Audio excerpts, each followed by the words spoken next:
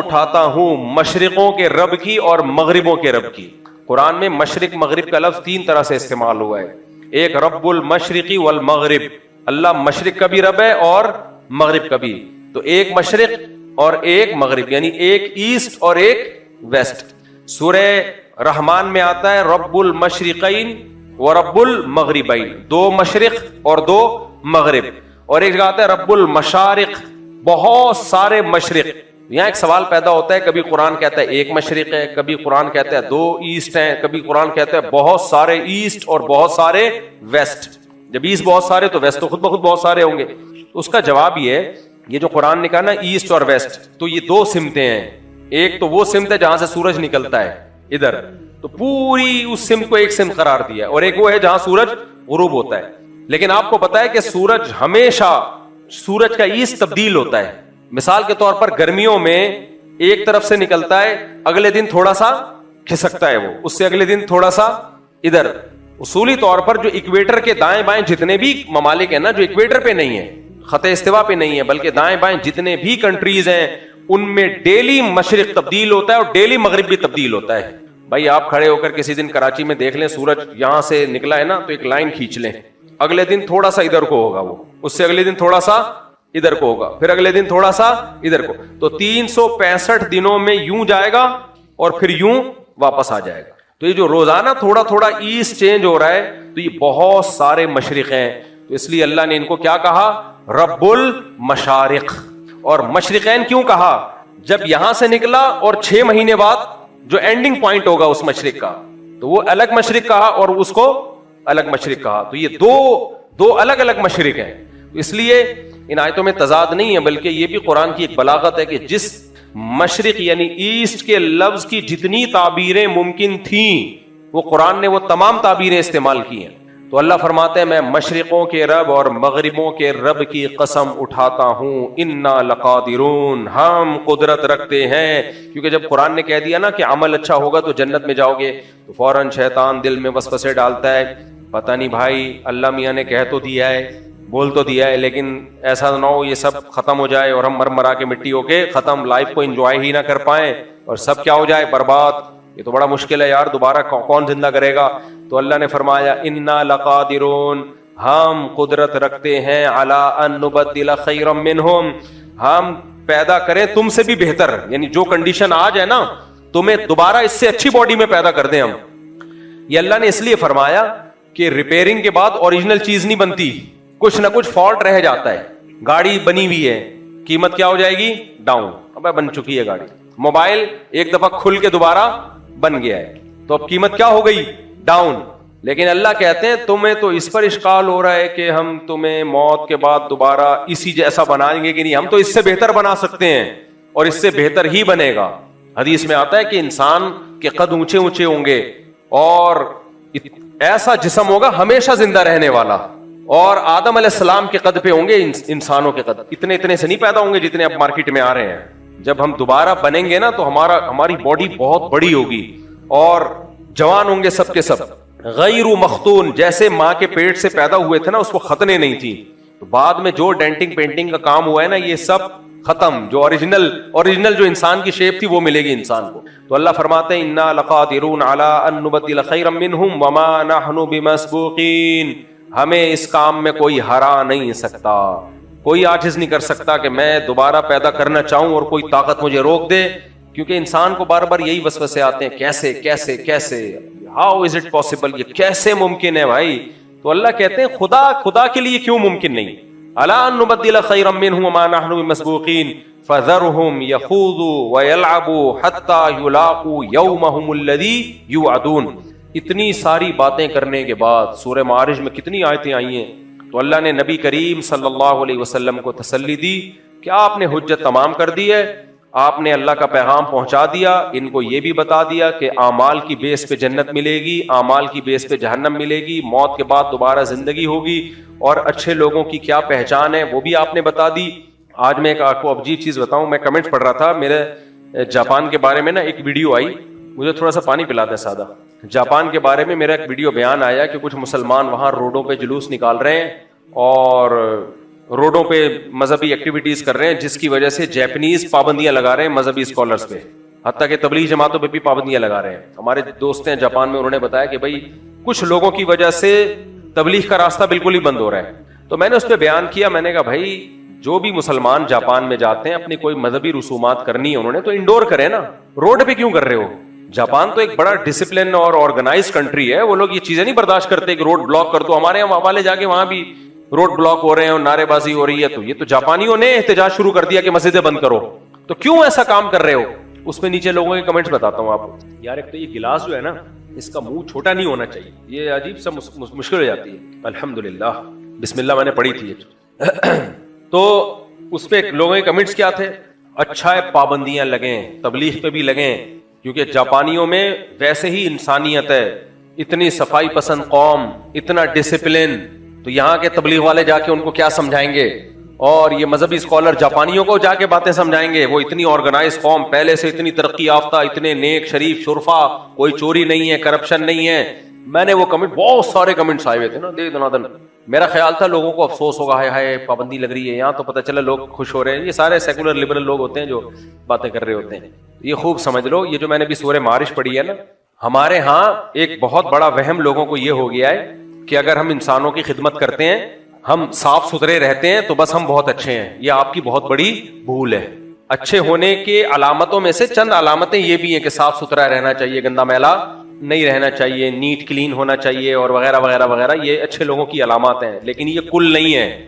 دیکھو ایک آدمی اپنے ابا کو کہتا ہے آپ میرے ابا نہیں ہو, اس کے باپ نے اس کو پالا پوسا بڑا کیا, ماں نے دودھ پلایا جوان کر دیا, اب یہ ماں سے کہہ رہے تو میری ماں نہیں. اگر ہے بھی تو کیا کرنا ہے تو ہے, کیا کروں میں؟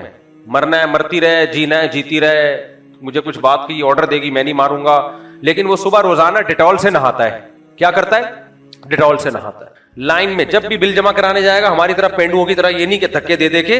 ایک آدمی نا گیا, پہلے زمانے میں لائن لگی ہوتی تھی نا بلوں کی, تو لوگ گرمی میں دھوپ میں کھڑے ہوئے سڑ رہے ہیں. وہ زمانہ تو سب نے دیکھا ہی ہوگا, تو آن لائن ہو گیا سب کچھ. بل جمع کرا کے جو آتا تھا نا, لوگ اس کو ہار پھول پہناتے تھے ماشاءاللہ, بجلی کا بل ٹائم پہ جمع کرا کے. میں نے بھی جمع کرائے ہیں بھائی, ہماری پھپھو تھی اللہ مغفرت فرمائے, مجھے بل پکڑا دیتی, بیٹا جاؤ جمع کرا کے آ جاؤ. مجھ پہ ایسے پہاڑ ہوتا تھا نا, گھنٹوں گھنٹوں لائن میں کھڑے ہوئے ہیں بھائی, پھر وہ آ رہا ہے, اتنے گھنٹوں لگتے تھے. تو وہ لائن میں لوگ کھڑے ہوئے تھے, ایک آدمی 3 پیس سوٹ میں آیا, جیسے ہی آگے جانے لگتا لوگ چماٹے مار کے اس کو, کوئی اس کی بات سن ہی نہیں رہا, دھکا دے کے پیچھے بھیج دیتے. وہ پھر آگے آتا, وہ کچھ بولنے ہی لگتا, وہ لوگ تپے ہوئے تھے, ابے ہم پاگل ہیں, ہم گھنٹے سے لائن میں کھڑے ہوئے, پیچھے جا. کئی جواب چماٹے لگے نا, پھر اس کی لوگوں نے سنی, کہہ رہا بھائی میں مینیجر ہوں یار, مجھے بینک کھولوں گا تو بل جمع ہوگا نا. لوگ اتنا تپے ہوئے تھے, اس کو جانے نہیں دے رہے, ابے پیچھے ہٹ. پہلے یہ ہوتا تھا. تو یہ کس سلسلے میں یہ میں نے واقعہ سنا ہے, آج میرا دماغ بالکل غیر حاضر ہو رہا ہے. ہاں, تو جاپان کی قوم جو ہے نا وہ کیا ہے, آرگنائز قوم بالکل. اما ابا کو نہیں مان رہی, نہ اما کی بات نہ ابا کی بات. ایک آدمی ہے جو نہ ابا کی مانتا ہے نہ اما کی مانتا ہے, لیکن صبح نہا دھو کے جاتا ہے, بل جمع کرانے میں لائن میں لگا ہوگا, ٹریفک کے قوانین کو فالو کر رہا ہے, گھر میں آ رہا ہے, ابا کہہ رہے ہیں بیٹا کچھ میری بھی خدمت کر لو, میں نے تمہیں پال پوس کے بڑا کیا ہے, کچھ تھوڑا سا میرے پاؤں دبا دو, کچھ سر میں مالش کر دو. نو, انڈیویجولزم, میں آزاد, میرا جسم میری مرضی, میں صرف حکومت کے قانون کو فالو کروں گا, باقی نہیں. ابا کیا, اما کیا, بہن کیا, بھائی کیا نہ. تو کتنا بڑا ظلم ہوگا. لوگ کہیں ماشاءاللہ بہت نیک, اب اسے کوئی تبلیغ والا آئے اور سمجھائے, جس کے کپڑے میلے ہوں, زاربن لٹک رہا ہو اس کا, اور وہ اس کو دروازے پہ نوک کرے یہ سمجھانے کے لیے کہ یار باپ سب سے پہلے, یہ تم غلط کر رہے ہو, اپنی ماں اور اپنے باپ کو عزت دو, اچھا انسان بننے کے لیے یہ ضروری ہے. اب کوئی تانا دے, یہ آ رہے ہیں شلوار قمیض والے, ایسے آرگنائز آدمی کو سمجھانے کے لیے جو لائن میں ہمیشہ لائن میں ہوتا ہے اور سگنل کے قوانین کی پابندی کرتا ہے, اور جب بھی بات کرے گا ایسے ایسے جھکے گا. اس کو سمجھانے کے لیے کون آ رہا ہے؟ یہ آ رہے ہیں پاکستان سے. اور بھائی جو سمجھانے کے لیے آ رہا ہے نا, وہ بڑے جرم سے روکنے کے لیے آ رہا ہے. یہ اگلے درجے کی چیزیں ہیں, لائن اور ڈسپلن وغیرہ. اس لائن کا اور ڈسپلن کا کرنا کیا ہے جب آپ بڑے بڑے ظلم کر کے بیٹھے ہوئے ہو؟ قرآن یہ کہتا ہے جو مجھے نہیں مانتا, سب سے بڑا حق اس کائنات میں انسان پر کس کا ہے؟ خدا کا ہے. جو میرے ساتھ شریک کرے گا یا میرا انکار کرے گا یا میرے پیغمبروں کو نہیں مانے گا, سب سے بڑا مجرم ہے وہ. اگر آپ جیپنیز کی یہ خاصیت دیکھتے ہو کہ اتنے اچھے اور کھانا کھلاتے ہیں اور ڈیزاسٹر میں اتنے صدقے خیرات کرتے ہیں, تو حضرت ابو طالب سے زیادہ تھوڑی ہوں گے وہ. نبی کریم صلی اللہ علیہ وسلم کے سگے چچا ابو طالب جو لوگوں کو کھانا بھی کھلایا کرتے تھے اور 3 سال نبی کریم صلی اللہ علیہ وسلم کے ساتھ گھاٹی میں رہے ابو طالب. اس سے بڑی وفا اور غیرت کی کوئی مثال ہو سکتی ہے؟ بھائی خاندان کے لیے کٹنے والے بھی دنیا میں بہت کم ہوتے ہیں, مشکلات میں چھوڑ دیتے ہیں. حضرت ابو طالب کے پاس موقع تھا کہ 3 سال اس قحط میں رہنے کے بجائے اپنے بھتیجے کو چھوڑ دیتے اور قریش کا ساتھ دیتے. انہوں نے کہا نا خونی رشتوں کو نبھاؤں گا میں.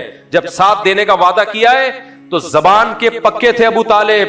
انہوں نے کہا جب ساتھ دینے کا وعدہ کیا ہے تو جینا بھی محمد صلی اللہ علیہ وسلم کے ساتھ اور مرنا بھی محمد صلی اللہ علیہ وسلم کے ساتھ. اس سے بڑی غیرت کی کوئی مثال مل سکتی ہے؟ لیکن صحیح مسلم کی حدیث ہے, حضرت عائشہ کو نبی نے کیا فرمایا, ابو طالب کی یہ نیکیاں ان کو آخرت کے عذاب سے نہیں بچا سکتی. کیوں کہ پیغمبر سے زیادہ حق, اپنے بھتیجے سے زیادہ حق کس کا تھا؟ اللہ کا, خدا کا جس نے بنایا. اللہ کے ساتھ شرک کیا, اللہ کے حق کو ٹھکرایا. اس لیے اسلام ریئلٹی کی بات کرتا ہے. بھائی سب سے پہلے کون تھا؟ سب سے پہلے تو اللہ ہے جس نے آپ کو پانی سے پیدا کیا. جب آپ پیدا ہوئے تو ماں کی چھاتیوں میں دودھ پیدا کیا, پھر آسمان سے بارشیں برسائیں, زمین سے تناور درخت پیدا کیے اور نہریں جاری کر دیں, کھلایا پلایا. جب بلوغت کی دہلیز پہ قدم رکھا اللہ نے نکاح کے لیے بیوی دی, اس سے اپنی خواہش پوری ہوئی, اس سے اولاد ہوئی. یہ ساری کی ساری نعمتیں یہ کس کی برکت سے ملی ہیں؟ کس نے دی ہیں؟ خدا نے دی ہیں. تو نبی نے فرمایا کہ انہوں نے اللہ کو یاد نہیں کیا اور یہ نہیں کہا لا تخزنی یوم یبعثون, کہ اللہ قیامت کے دن مجھے رسوا مت کرنا. قیامت کا اس طرح سے ایمان نہیں تھا جس طرح اللہ نے ایمان رکھنے کا حکم دیا. تو اسلام نے بہت کلیئر کٹ بات کر دی ہے بھائی کہ سب سے بڑا محسن کون ہے؟ اللہ ہے. تو اس لیے یہ کافی نہیں ہے نجات کے لیے کہ آپ کے سڑکیں صاف ستھری ہوں اور آپ کے ملک میں امن ہو اور آپ رشوت نہ لیتے ہوں اور آپ نائس ٹو میٹ یو سے بات کرتے ہو. اللہ پھر بھی قیامت کے دن فرشتوں سے چپیڑے لگوائے گا. سمجھ رہے ہو؟ یہ بالکل ایسا ہی ہے جیسے آپ اپنے باپ کی مانتے نہیں ہو اور انکار ہی کر دیا آپ نے اپنے باپ کا. بولا یہ جمشید صاحب میرے والد صاحب ہیں ہی نہیں, وہ ثبوت دے رہے ہیں میں تمہارا باپ ہوں. بھائی تم بغیر باپ کے کیسے آ گئے؟ پھر وہ آپ کے والد کہہ رہے ہیں کہ اگر میں باپ نہیں ہوں تو کون باپ ہے؟ آپ کا تو کوئی بھی باپ نہیں ہے, میں خود بخود پیدا ہوا ہوں. باپ کے تو سر پاؤں سے زمین نکلے گی کہ نہیں نکلے گی؟ جیپنیز تو خدا کا انکار کرتے ہیں ڈارون کی تھیوری کے مطابق, کہتے ہیں خود بخود ہوا ہے سب کچھ. میں نے تو وہاں گیا ہوں, میں نے وہاں دیکھا ہے وہ پورا ڈارون کی انہوں نے تصویریں بنائی ہوئی ہوتی ہیں زمین پہ. اتنی جگہ میں گیا تو انہوں نے پوری کے پہلے یہ تھا پھر یہ تھا پھر یہ تھا, پھر ہوتے ہوتے بندر پہ لائے, بندر سے بن مانس سے زوم کو چھوٹا کیا تھوڑا سا, جمشید پہ لا کے ختم کر دیا انہوں نے. ایسے بنا ہے. خدا کو بہت غصہ آتا ہے بھائی. اللہ کہتا ہے واہ واہ واہ واہ واہ, ایسے بنا دیا. تم روبوٹ بناتے ہو, وہ اس طرح نہیں بنتا جو بے جان ہوتا ہے, اور جاندار انسان ایسے خود بخود بن گیا. تو آپ اپنے والد کا انکار تو کر کے دیکھو, اور انکار اس بیس پہ کرو کہ میں خود بخود آیا ہوں. باپ کہے گا بیٹا کوئی خود بخود نہیں آتا, ماں ہوتی ہے باپ ہوتا ہے, پھر آتے ہیں. اور نادرا کے کاغذ دکھائے میں تمہارا باپ ہوں, ڈی این اے کروا کے ثابت کر دیا تمہارا باپ ہوں, آپ کو نہیں مانتا. اور پھر آپ کہہ رہے ہو کہ میں اچھا انسان ہوں کیونکہ میں صبح صبح روزانہ نہاتا ہوں, میرے جسم سے بدبو نہیں آتی, میں جب لوگوں سے بات کرتا ہوں اچھے اخلاق سے بات کرتا ہوں. تو باپ کہے گا بے وقوف کسی اور کو بنانا, میں تجھے اپنی جائیداد سے محروم کروں گا, تجھے وراثت سے محروم کروں گا. وراثت کھانے کے لیے آ جائے گا کہ یہ میرے باپ تھے, گھر سے نکال دوں گا میں تجھے, ٹھڈا مار کے نکالے گا وہ. پھر یہ لارے رپے نا کہ ڈسپلن, آرگنائزیشن اور اخلاق اور ملکی قوانین کو فالو اور ٹائم پہ ٹیکس دینا. باپ ان سے متاثر بولو نہیں ہو. بولا یہ منجن بیٹا کسی اور کے سامنے جا کے بیچنا, یہی کہے گا نا باپ. ماں بھی یہی کہے گی بیٹا منجن کسی اور کے سامنے بیچنا. خدا کافر کو قیامت کے دن نہیں بخشے گا, چاہے ہم اس کی تعریف میں زمین آسمان کے قلابے ملا دیں. اللہ نے کہہ دیا کہ حتی یلج الجمل فی سم الخیاط, کافر پر میں نے جنت کو ایسے حرام کیا ہے اور جہنم کو ایسے واجب کیا ہے جیسے اونٹ سوئی کے ناکے میں داخل نہیں ہو سکتا. امپاسبل. ایسے ہی کافر جو میرا منکر تھا, میرے پیغمبروں کا منکر تھا, وہ کسی صورت میں جنت میں داخل نہیں ہو سکتا, کتنے اچھے اعمال کر لے وہ, کیونکہ بہت بڑا جرم کیا. بھائی اللہ کی تو ویلیو ختم ہو گئی ہے دنیا میں. خدا بھی ہے, اس کی کیا اس کے احکامات ہیں, اس کو تو مانتے ہی نہیں ہے لوگ. اللہ کہیں گے پھر کیا مجھ سے امیدیں لگاتے ہو؟